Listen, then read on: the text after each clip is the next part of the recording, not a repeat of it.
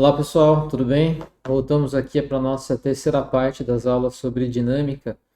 Nas aulas passadas, a gente viu então aquelas definições sobre os diferentes tipos de força, né?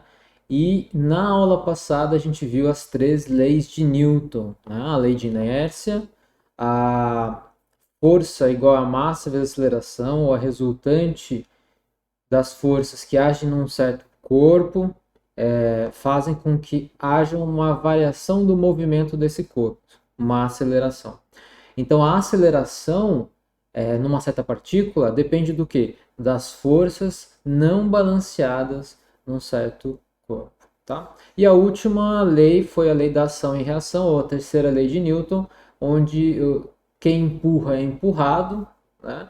Lembra que nesse caso as forças elas são de direções de mesma direção, de sentidos opostos e de mesma intensidade. E uma característica importante no par ação e reação é que esse par sempre age em partículas diferentes, né? Uma que faz a reação, uma que faz a ação, a outra que sofre a reação e vice-versa, tá, pessoal? Bom, eu acho que a gente agora pode começar a discutir alguns exemplos, resolver alguns problemas do que se espera de alguém que vai trabalhar um pouquinho com dinâmica, tá? Eu acho que é importante a gente saber reconhecer as forças que agem no corpo, entender, né, como a representação dessas forças é importante para poder descobrir basicamente a aceleração.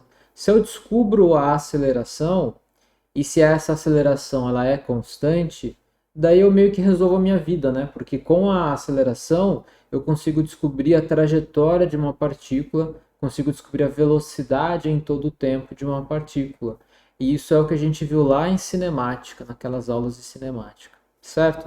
Então vamos lá, pessoal, vamos fazer alguns probleminhas aqui, discutir um pouquinho sobre isso, tá? Então, na aula passada, a gente terminou falando exatamente sobre esses tipos de força de ação e reação dada pela terceira lei de Newton, né? Lembrem, então, que a segunda lei de Newton, isso é super importante para a gente, me diz que se eu tiver um conjunto de forças não balanceados, ou seja, há uma resultante, e essa resultante ela é diferente de zero, vai aparecer no meu corpo, na minha partícula, o que? Uma certa aceleração. Não tem choro nem vela. Eu vou ter um movimento. Então, se eu conheço essa aceleração, veja que se a resultante é um vetor constante, ou seja, a resultante, a soma das forças, diferente de zero, e não muda com o tempo, a aceleração também é constante. E um movimento sobre aceleração constante, a gente descobriu na aula passada, como nas aulas de cinemática, como descrever esse movimento, certo? Uma última coisa que talvez é importante aqui notar é que a aceleração, é claro, né, é uma grandeza vetorial, então tem três componentes nos eixos cartesianos, a componente x, y e z. Então, quando eu escrevo isso, resultante igual a massa vezes aceleração, eu estou escrevendo automaticamente três equaçãozinhas, né? Então, se eu pegar aqui isso aqui é a mesma coisa que escrever o quê? A componente x da resultante vai ser igual a massa vezes a componente x da aceleração. A componente y é igual a massa vezes a componente y da aceleração. A componente z é igual a massa vezes a componente z da aceleração, certo? É isso, né? Não tem muito o que fugir. Essas grandezas são grandezas vetoriais. A gente já fez toda uma revisão sobre grandezas vetoriais nas aulas anteriores, tá? Legal, vamos então discutir alguns exemplos aqui. Eu quero começar a conversar com vocês sobre uma coisa muito importante, né? Que eu vou me cansar de falar aqui, mas é legal a gente não esquecer isso, que é sobre a força de atrito, tá? Como a gente não tem muito tempo para discutir muito sobre a força de atrito, eu quero deixar na cabeça de vocês algo bem explicado, né? O que é essa força de atrito? Porque eu não posso me confundir quando eu estiver analisando algum tipo de problema onde essas forças de atrito aparecem, tá? Lembrem que a força de atrito ela faz parte da força de contato, onde eu tenho o quê? A força normal, eu vou repetir de novo porque isso tem que ficar na cabeça de vocês. A força de contato ela é uma combinação de uma força normal, né? Ou o meu N aqui, um vetorzinho, mais uma força de atrito. A força normal, o que que é? A força normal é sempre uma força que é ortogonal à superfície, né? Então, se eu tenho aqui a superfície, e aqui está o meu objeto, a força que age nesse objeto, que a gente vai chamar de normal, é a força que a superfície faz no objeto. E essa força ela é o quê? Ela é ortogonal à superfície. Não tem jeito, tá? Então a força normal é uma das componentes da força de contato que faz 90 graus com a interface. E ela impede basicamente a penetração, né? Impede a penetração na direção ortogonal de um certo corpo, de uma certa partícula. E eu tenho aqui o atrito. E o atrito ele impede uma outra coisa. O atrito impede o que a gente chama de escorregamento, né? Então o que acontece? Se esse meu corpo aqui,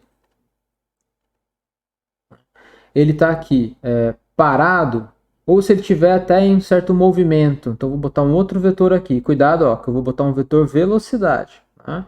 Eu estou representando forças e uma velocidade.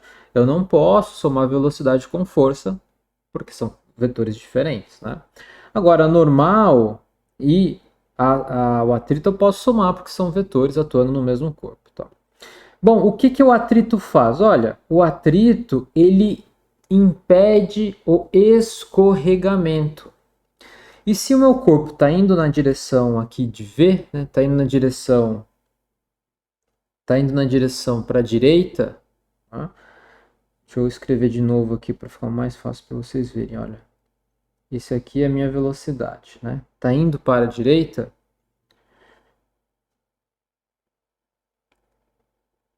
Aí. Né? Tá indo para a direita nesse sentido. O atrito, é uma força da superfície com o corpo que vai apontar na direção oposta. Por quê? Porque o atrito, ele não quer que o corpo escorregue. Basicamente isso, não é isso?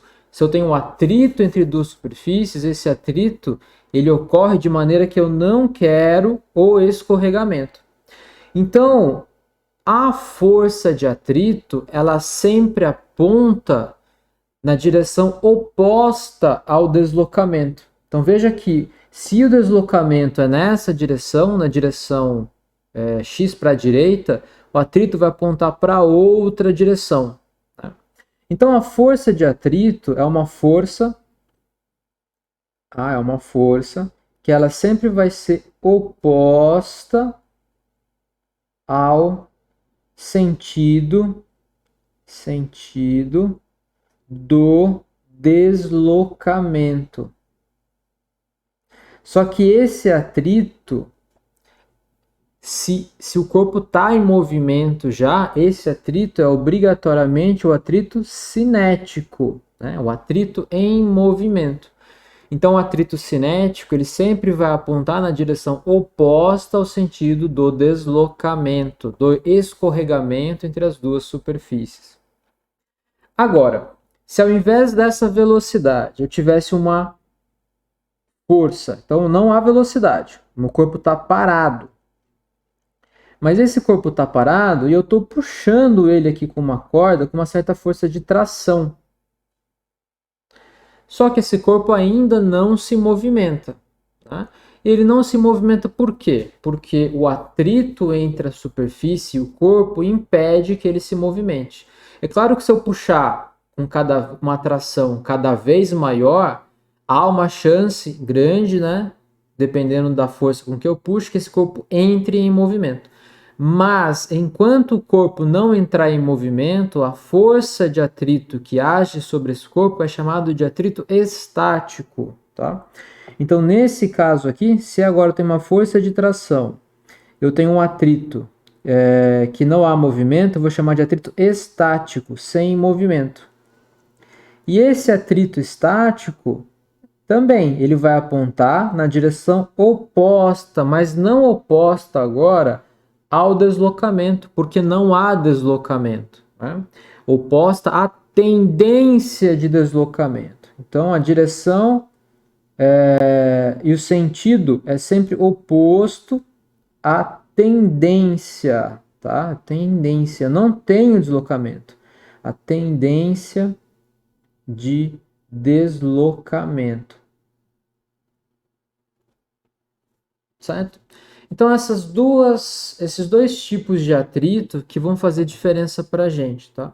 Então, aqui nas duas figurinhas do lado, que é uma figurinha que está no livro de vocês, eu tenho dois exemplos aqui, que é o seguinte.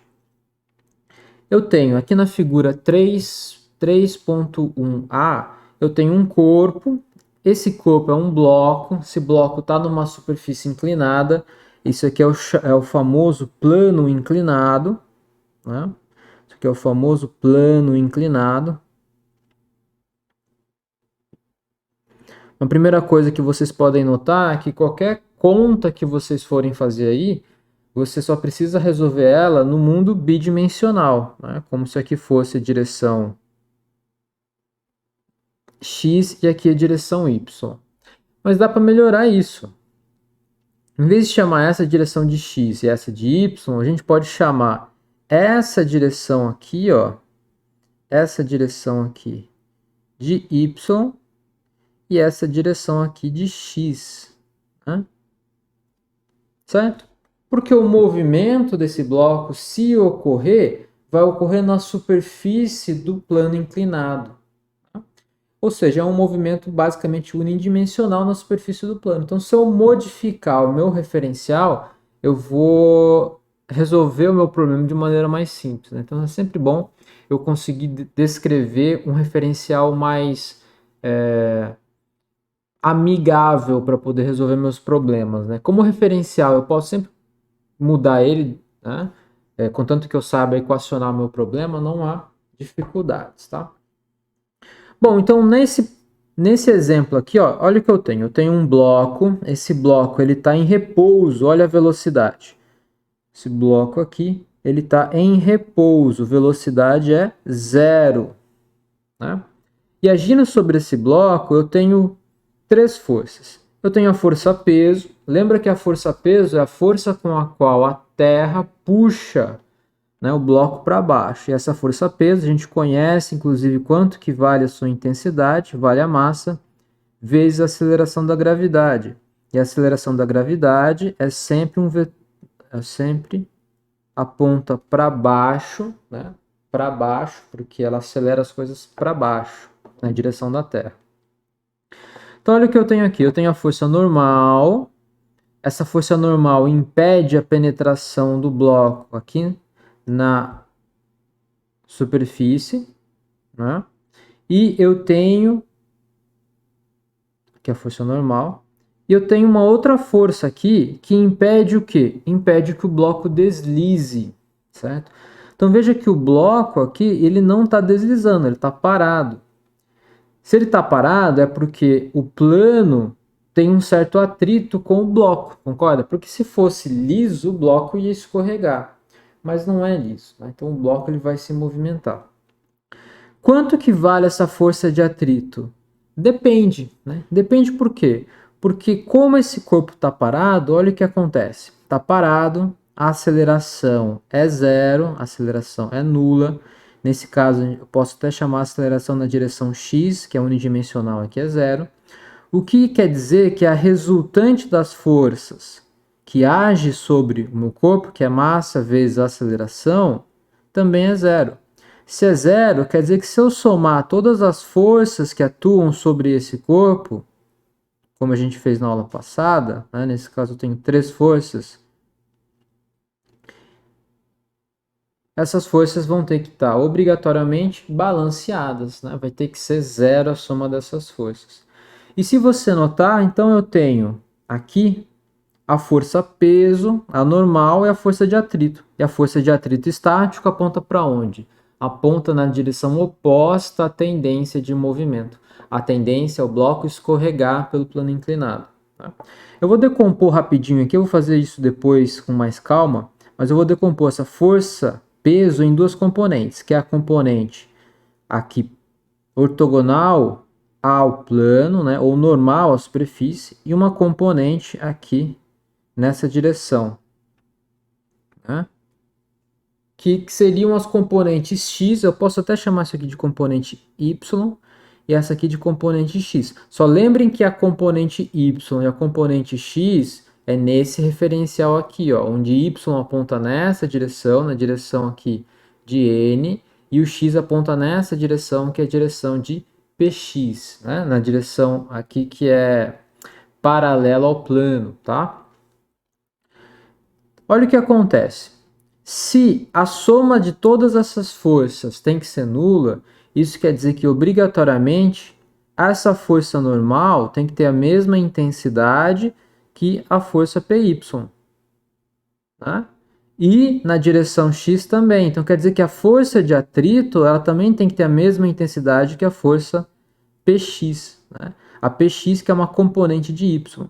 Então a força de atrito é uma força que tem a mesma intensidade que a componente x da força peso, mas que aponta na direção contrária.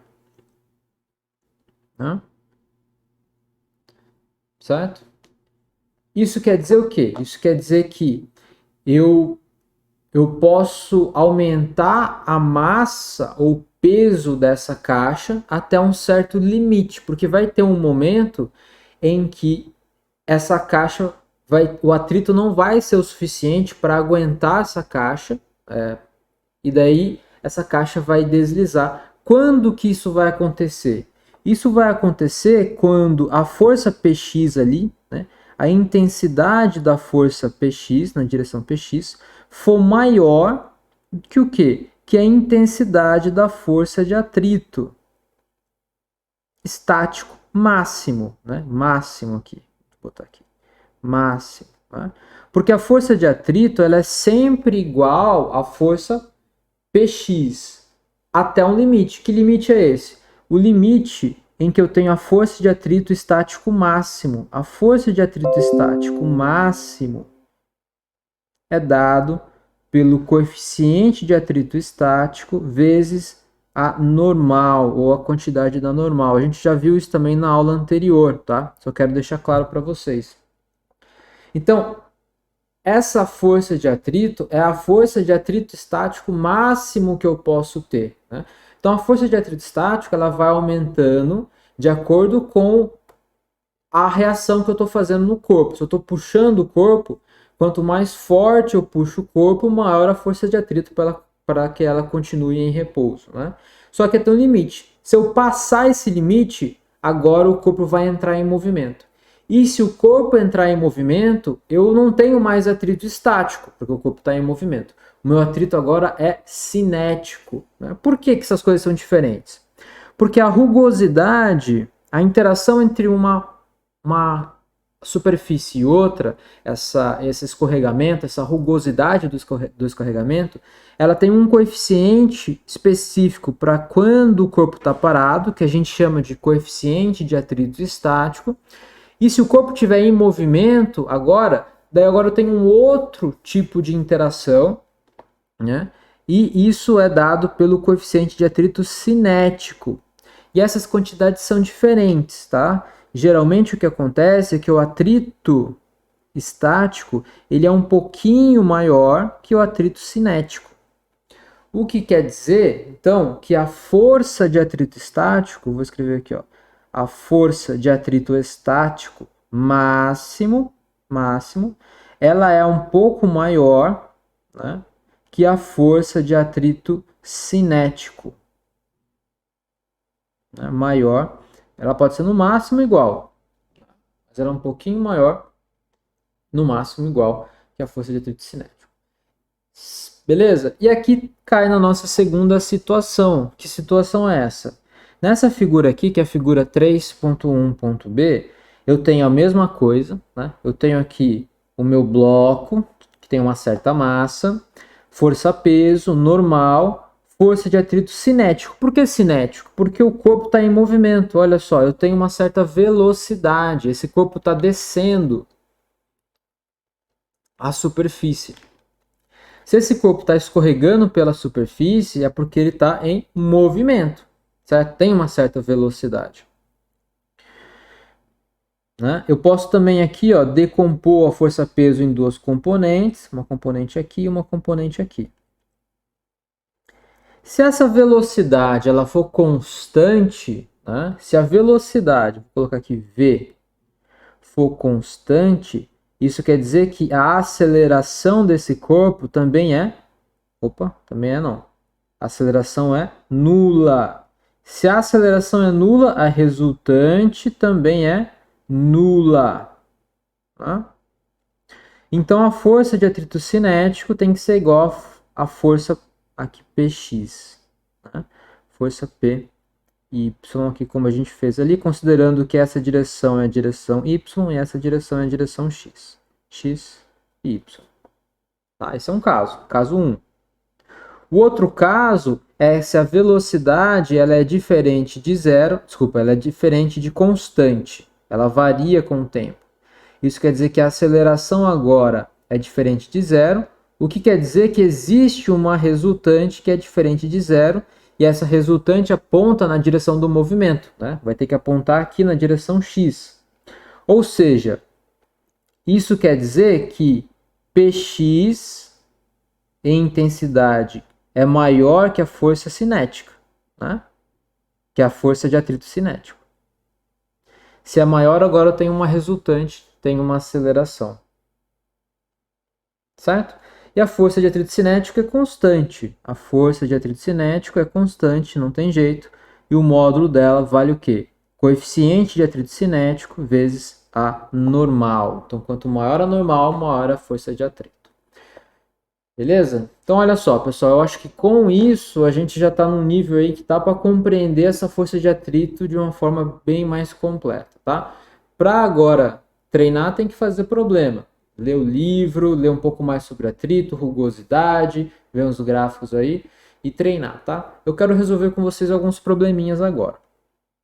Então, aqui eu separei para vocês esse problema que diz o seguinte. Uma pessoa puxa um bloco sobre uma superfície horizontal. Então tem um bloco, a superfície horizontal aqui. E eu vou melhorar um pouquinho essa representação, tá? Geralmente, quando a gente faz isso, é para dizer que a superfície ela é fixa, tá? Como uma parede. Uma pessoa puxa um bloco sobre uma superfície horizontal por meio de uma corda ideal. O que quer dizer corda ideal? Corda ideal quer dizer que essa corda não tem massa, tá? Uma corda muito leve, a massa e o peso da corda não fazem diferença.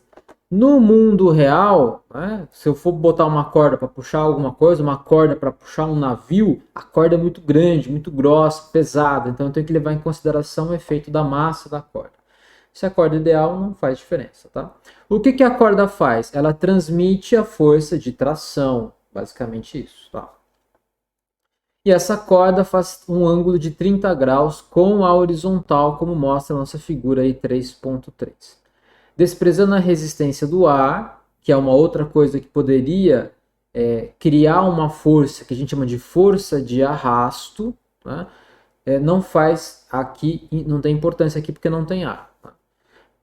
Represente as forças que atuam no bloco. Então vamos lá. Que forças estão atuando nesse bloco aí? A primeira força que claramente atua no bloco é a força de tração. Então tem uma força aqui que está nessa direção, né? E é a força de tração que puxa o bloco nessa direção, certo? Bom, a outra força que está agindo aí no bloco é o quê? A força peso.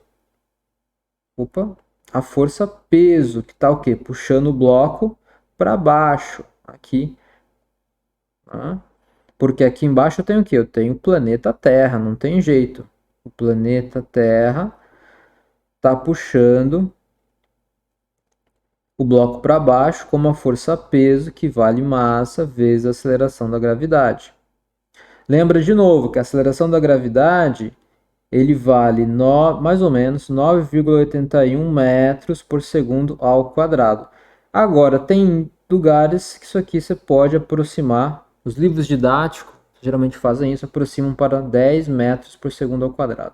Vamos tentar usar 10 metros aqui para facilitar as nossas contas, mas lembre que, né, a aceleração da gravidade ela é menos que 10 metros por segundo quadrado, é por ordem de 9,812 metros por segundo ao quadrado, e ela varia de ponto a ponto da Terra. Por quê? Porque em cada ponto da Terra, a distância do raio da Terra varia um pouquinho, né? E a Terra também ela não é uniforme, ela não é homogênea, ela é heterogênea. Então ela tem lugares na Terra que são mais massivos do que outros, tá? Então há variações do campo gravitacional da Terra. Mas na média, vale 9,81 metros por segundo ao quadrado. Bom, se você olhar no desenho, esse bloco tá com uma velocidade para a direita, tá vendo? Tá indo para a direita com velocidade v. Então quer dizer que há obrigatoriamente aqui o quê? Um escorregamento. O bloco está escorregando em cima da superfície. Se está escorregando, né, e a superfície e o bloco são superfícies em que há uma rugosidade entre eles, não é lisa completamente, então tem que levar em consideração o quê? A força de atrito. Então tem uma força de atrito aqui, né, que está atuando sobre esse corpo. Por que eu desenhei a força de atrito aqui? Porque a força de atrito ela sempre aponta para a direção oposta ao escorregamento, oposta ao movimento ou oposta à tendência de escorregamento. Como aqui há escorregamento, há movimento, então esse é o atrito que? Cinético. Há movimento. Cinético. Cinético quer dizer movimento, né? E falta mais uma força aqui, que é a força normal. Por quê? Porque esse bloco está em contato com a superfície e ele não penetra na superfície porque a superfície empurra ele para cima com uma força normal. É ação e reação, né? O bloco empurra a superfície para baixo com uma certa intensidade e a superfície empurra o bloco para cima com a mesma intensidade, sentido oposto. A gente chama essa força de força normal, tá? E tá aqui. Então eu tenho aqui esse meu desenho, né, que me dá todas as forças que agem sobre esse corpo. Se você quiser, você pode decompor a força de tração na sua componente horizontal, né, e na sua componente vertical. Só que se eu fizer isso, né, quando eu for somar essas coisas, eu tenho que tomar cuidado, porque se eu fizer essa decomposição, essa força de tração nessa direção não existe mais. Tá? Lembra, quanto que vale essa componente aqui? Essa componente vale a força de tração vezes cosseno de 30 graus. E essa componente vai fazer força de tração vezes seno de 30 graus, a intensidade deles. Tá? Então, decompus. Decompus a minha força de tração em duas componentes. Uma componente na direção x, mais uma componente na direção y. Né? Ou I, chapéu, J, chapéu. Tá? Certo, pessoal? Então, esse problema é isso, simplesmente para apresentar quais são as forças que agem sobre essa partícula, nesse caso, agem sobre esse corpo. Maravilha! E a segunda diz o seguinte: um guindaste está puxando um container verticalmente para cima no cais do porto. Tá? Então eu tenho um container, vou desenhar um container aqui. Tá? Um container ele está sendo puxado por um guindaste. Então tem um guindaste que está ligado. Vamos fazer um negócio assim. Né? Aqui, está ligado aqui, puxando esse container verticalmente para cima. Então o guindaste está puxando o container verticalmente para cima. Tá para cima, né? Então tá andando para cima esse cara aqui e tá puxando aqui. Desprezando a resistência do ar, represente as forças que atuam no container, sabendo que ele não está em contato com o solo, tá? Vamos lá. Que forças que agem sobre esse container? Primeiro, a força peso. Então tem uma força peso agindo sobre o container, né? Veja, isso aqui está flutuando, né? Não está em contato com o solo. E a força peso, que é a força gravitacional da Terra, puxando esse container para baixo, o que está puxando o container para cima? A força de tração,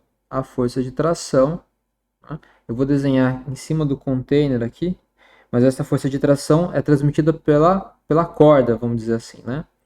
Então tem a força de tração que puxa esse container para cima. Tá?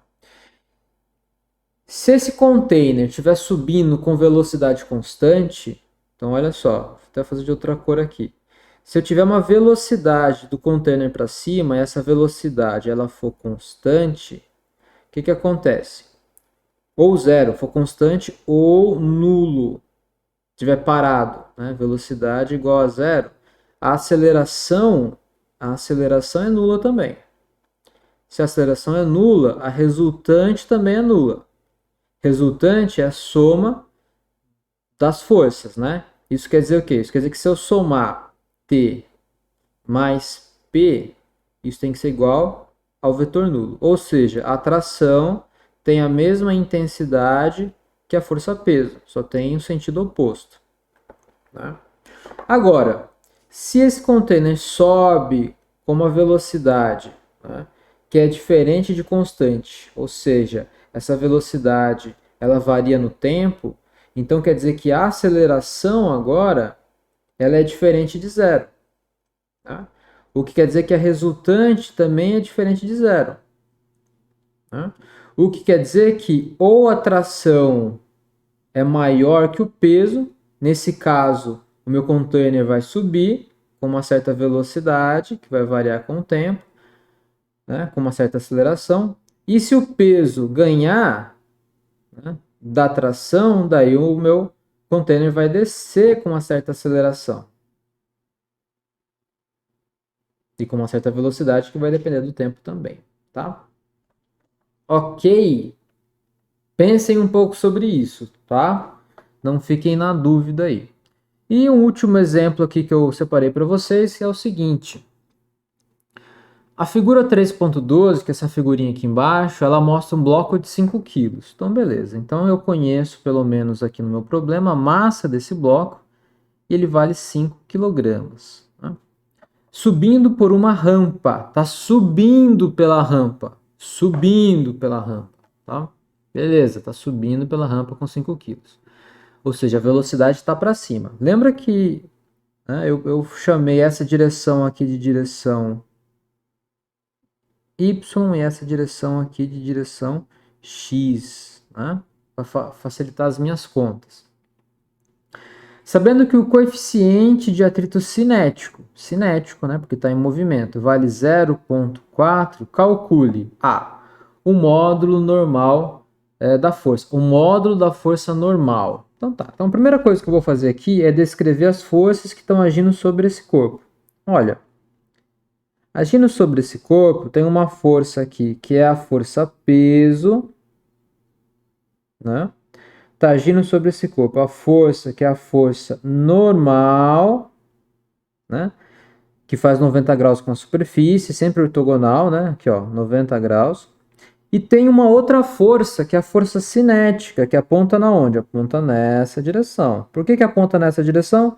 Porque o movimento tá nessa direção. E a força de atrito sempre aponta na direção oposta ao escorregamento, oposta à tendência de movimento. Força de atrito cinético. Ok? Tá. Isso é uma coisa. Vou guardar um pouquinho esse gráfico, esse diagrama aqui para vocês e vou fazer uma conta aqui embaixo que é a seguinte, porque isso vocês vão usar demais, tá? Tanto no dia a dia como na sala de aula para poder ensinar o aluno direito. Então a gente vai usar muito essas informações. Que é o seguinte, ó. Eu tenho um plano inclinado aqui. Esse é um tipo de problema muito comum em física, né? Tem um plano inclinado. O que aqui é, então, 90 graus. Aqui vai ter um certo ângulo, né? Esse ângulo pode ser 15, 20, 30, 40 graus, não importa. Eu vou chamar esse ângulo aqui de ângulo beta, tá? E eu tenho o meu corpo aqui, né? Vou desenhar ele aqui de uma maneira um pouco fácil.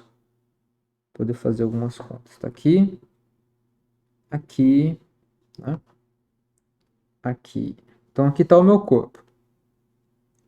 Esse é um corpo que tem uma certa massa, então tem agindo sobre ele, muito provavelmente, uma força de atrito, uma força peso. Então tem uma força peso agindo sobre esse corpo. Então tem uma força peso aqui. Força-peso aponta para baixo, então vai estar nessa direção. Aqui, não tem jeito, né? Aqui está força-peso, tá? Legal, maravilha.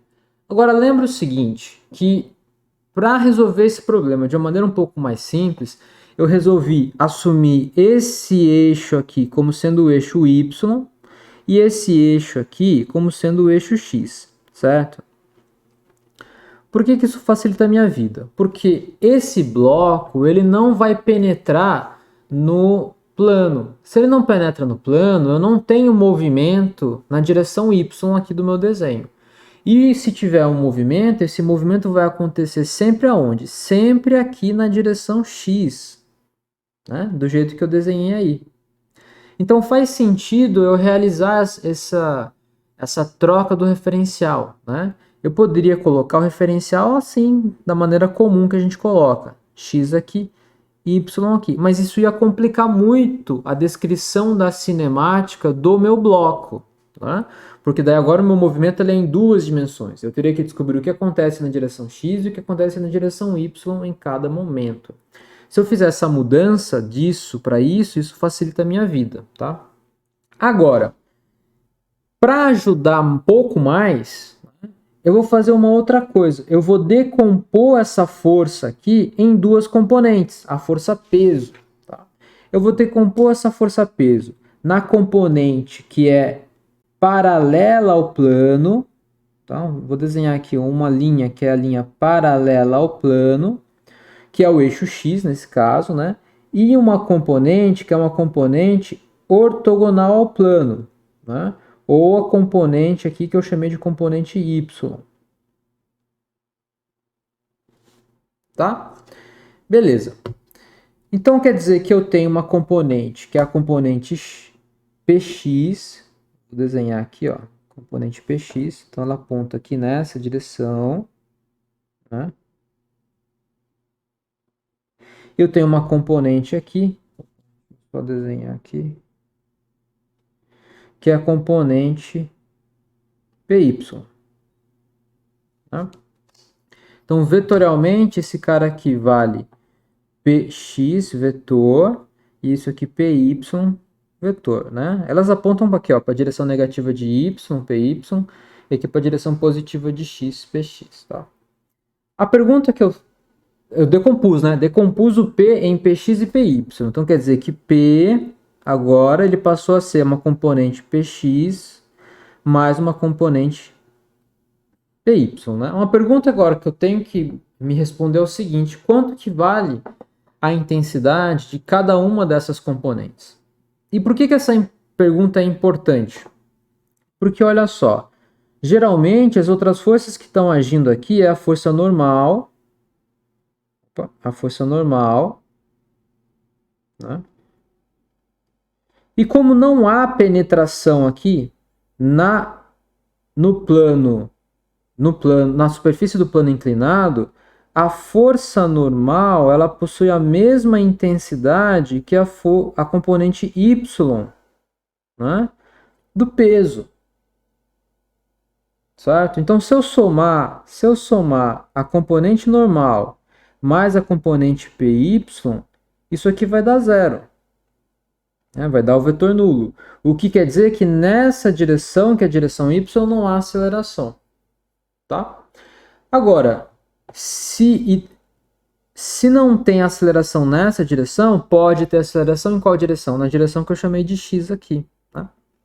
Então, se eu não tiver atrito, eu tenho uma força resultante, que é a força Px agindo sobre esse bloco. Esse bloco vai cair. Tá? Mas eu posso ter também aqui uma força de atrito atuando sobre esse bloco. Enfim, a força de atrito é sempre paralela. Aqui, a força normal é sempre ortogonal. Agora falta descobrir quanto que vale Px e Py. Tá? Então, para isso, vamos fazer o seguinte. Vou fazer um pouquinho de geometria, tá? Ó, esse ângulo aqui é o ângulo beta, beleza. Aqui, essa linha vertical com a horizontal vale 90 graus. Tá? Esse ângulo aqui vale quanto, hein? Esse ângulo aqui vale, eu vou chamar de... vou fazer até de outra cor. Eu vou chamar de θ, tá? Θ, beleza. O que eu tenho aqui dentro? Olha, aqui dentro eu tenho o oposto pelo vértice. Deixa eu aumentar um pouco aqui para vocês poderem ver melhor. Tá? Aí.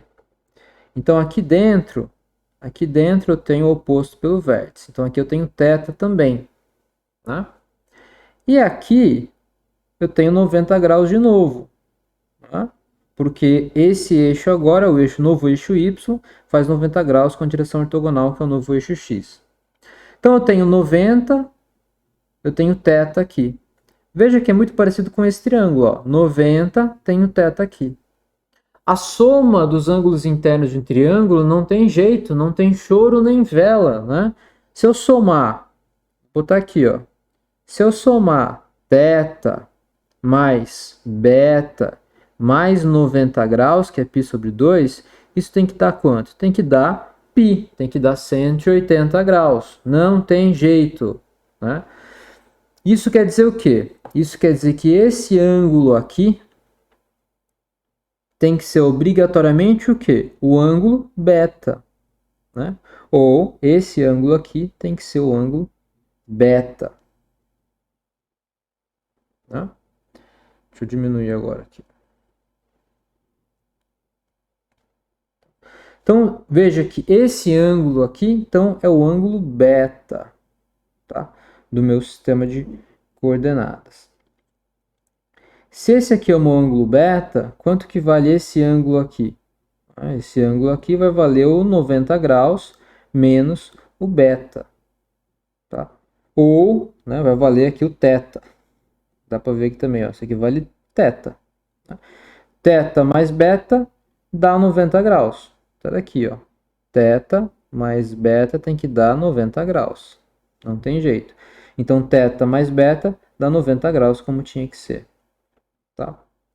Então, você pode perceber o seguinte, que eu posso decompor, né, essas componentes aqui na componente PY, vou começar com PY. Tá? Quanto que vale o comprimento ou a intensidade dessa componente aqui, componente PY? Olha, ela vale P, né? P, esse é meu triângulo agora, né? Eu tenho um triângulo que é assim, ó. Eu tenho um triângulo que é assim. P, aqui. Aqui vale P, aqui vale PY, aqui vale PX e aqui vale beta. Né? Triângulo retângulo. Então, geometria, eu tenho que o comprimento PY vale quanto? Vale P seno P cosseno de beta. Né? E o PX vale o quê? Vale P seno de beta. Né? Sai daqui, ó. Lembra? Seno de beta é cateto oposto, Px, pela hipotenusa, que é P. Né? Então, quer dizer que Px vale P seno de beta. E cosseno de beta é cateto adjacente, Py, pela hipotenusa. Então, quer dizer que Py vale P cosseno de beta. Tá? Então, maravilha, porque agora, olha só, eu sei que a componente que aponta aqui na direção paralela à superfície é a componente P seno de beta. E a que aponta na direção ortogonal à superfície é a componente P cosseno de beta. Certo? Então, voltando, isso aqui é geral, então você pode aplicar isso sempre, né? Voltando aqui para o nosso problema, vamos ler o problema de novo. Sabendo, então, que o coeficiente de atrito é 0,4, calcule o módulo da força normal. Então, quer dizer que aplicado aqui no meu bloco, vou desenhar o bloco aqui de novo. Eu tenho um bloquinho aqui. Quais são as forças que estão atuando sobre esse bloco? Olha, está atuando a força normal nessa direção. Está atuando a força PY nessa direção. Está atuando a força Px nessa direção. Tá vendo? Ó, decompus agora a força-peso em duas componentes. E, além disso, está atuando aqui também o quê? A força de atrito cinético. Né? Como não há penetração na superfície, ó, não tem movimento nessa direção do bloco. Se não tem movimento nessa direção, é porque a velocidade é zero, quer dizer que a aceleração é zero, quer dizer que a resultante nessa direção é zero, segundo a lei de Newton. Então, essa componente em intensidade tem que ser igual a essa componente em intensidade. Né? Ou seja, a normal, que é o que eu estou procurando, estou procurando o módulo da normal. A normal, ela é menos a força PY. Tá? Como eu estou preocupado com o módulo da força normal tem que ser igual ao módulo da força PY. E a gente acabou de descobrir que o módulo da força PY vale quanto? Vale isso aqui, ó. Vale P cosseno de beta. Então, vale P cosseno de beta. Nosso beta é 30 graus. 30 graus. Tá? Então, quer dizer que a normal vale P cosseno de 30 graus. Tá? Então, a normal vale P. Quanto que é P? Massa vezes a aceleração da gravidade vezes o cosseno de 30 graus. Né? Cosseno de 30 graus, que é quanto? Raiz de 3 sobre 2. Né? Tá. Então, respondemos a primeira pergunta. A segunda pergunta é a seguinte, ó. B. Qual que é a aceleração desse corpo? Tá? Olha só que interessante. Meu corpo está subindo. Então, a velocidade está para cima. Né? Na direção aqui de x negativo. Mas a força resultante nessa direção está para baixo. Tá vendo? Ó? Px mais a força de atrito cinético. O que isso quer dizer? Isso quer dizer que esse meu corpo ele está, na realidade, indo para cima, mas desacelerando com velocidades cada vez menores. Então, a aceleração desse corpo é negativa. O que eu proponho aqui é vocês resolverem esse problema usando vetores. Tá? Bota aí o eixo x, y versor, j versor e resolve. Eu quero fazer aqui de uma maneira mais rápida, mais escalar, tá? Para que a gente tenha um feeling do que está acontecendo. Então, olha só, vou fazer aqui, ó. Então, eu tenho um bloco, e eu vou desenhar esse bloco aqui, ó, como se aqui fosse a direção y e aqui fosse a direção x, né? Então, aqui está o bloco, tá? E aqui está a superfície. Tá vendo, ó, o que aconteceu? Agora eu estou olhando do ponto de vista de x e y lá, né? É como se eu pegasse a minha superfície aqui e eu virasse na direção para poder ver como que está o bloco. E eu estou vendo ela assim agora. O que eu tenho agindo aqui? Olha, eu tenho agindo a força normal, que eu já descobri quanto vale, está agindo a força peso, mas nessa direção está agindo o quê? Está agindo a força Px e está agindo mais uma força, que é a força de atrito cinético. Né? Então aqui está normal e aqui está força Py. Tá? O que a segunda lei de Newton me diz? Segunda lei de Newton me diz que a resultante das forças é igual a massa vezes a aceleração. Né? Ou que a aceleração, que é a pergunta que ele está me fazendo, vale 1 sobre a massa vezes a resultante. Né? A resultante que eu tenho aí vale quanto? Vale 1 sobre m, é n mais py mais px mais atrito cinético. Né? Então, a aceleração, ela vale quanto? Vale 1 sobre m, só que você pode lembrar que normal mais py vai dar zero, tá? Porque tem mesma intensidade, aponta em direções opostas. Né? Daí me sobra, então, px mais a aceleração. Desculpa, o atrito cinético, tá? Beleza, quanto que isso vale? Vou escrever aqui em cima agora. A aceleração, então, vai ser igual a 1 sobre a massa, px. Px, ó, vale P seno beta. Então, vale P seno de 30 graus. Na direção o quê? Vamos botar uma direção aqui, vamos fazer com o vetor já. I. Na direção I. Mais a aceleração centrípeta na direção I também. Né? Então, a aceleração vai ser igual 1 sobre, não é aceleração, o atrito cinético, tá? 1 sobre m vai dar P, massa, vezes G, vezes seno de 30 graus na direção I. Mais o quê? Mais o atrito cinético, que vale quanto? Mi cinético, que vale 0,4, coeficiente de atrito cinético, vezes a normal, né? Vezes a normal. Só que eu já descobri quanto vale a normal. Ó. Quanto vale a normal? A normal vale mg cosseno de 30. Então, venho aqui.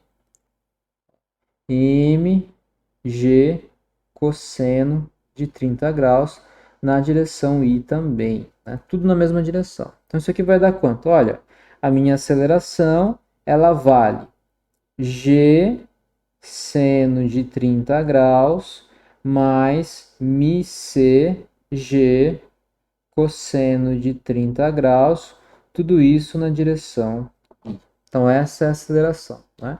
Então, ela aponta para onde? Olha, a minha aceleração, ela aponta nessa direção. A minha aceleração aponta nessa direção. Mas a velocidade aponta nessa direção. Né? O que quer dizer o quê? Que esse corpo ele se movimenta na direção x negativo, mas com velocidades cada vez menores, porque a aceleração ela é o quê? Negativa. Certo, pessoal? Bom, eu vou parar por aqui com esses exemplos. A gente continua com mais 3 exemplos. Vou fazer mais 3 exemplos na próxima aula para que vocês consigam pelo menos treinar bem isso, né? Eu quero que vocês consigam compreender direito como fazer esses diagramas, como representar as forças, as decomposições, descobrir a aceleração e, quem sabe, fazer um pouquinho de cinemática e descobrir a velocidade e a posição dessas coisas. Certo, pessoal? Então, na próxima aula, eu quero fazer com vocês mais 3 exemplos aí desse tipo de problema. Tá bom? Até mais. Tchau.